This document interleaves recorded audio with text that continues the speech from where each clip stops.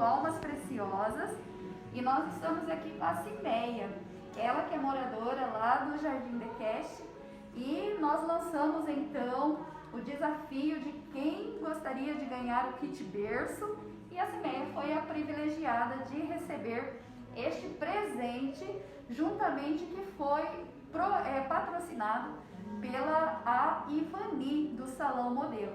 Ivani, olha, hoje eu estou aqui com a Cimeia entregando o kit berço, com certeza muito grata a você pela sua colaboração com o Instituto Almas Preciosas. Cimeia, a sua menininha, como vai chamar? Laura Vitória. Laura Vitória. E a Laura Vitória vai chegar quando? Está pro final do mês que vem. Final do mês que vem. Tá aí já, né? Já. E você estava precisando somente de um kit berço? Sim.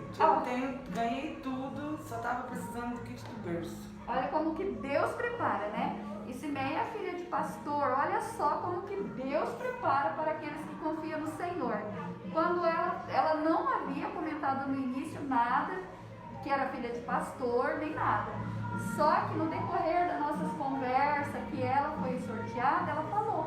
E eu achei assim interessante, né, Cimeia? Como que Deus prepara as coisas para os seus filhos, né? Preparou tudo. Que fiel. Fiel mesmo.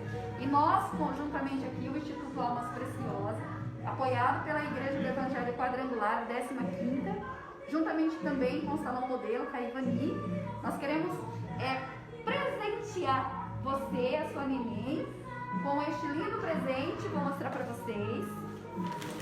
É um kit berço, tá novinho, tá? Eu tirei para que pudessem ver que a entrega para a Cimeia e para sua bebê. Parabéns.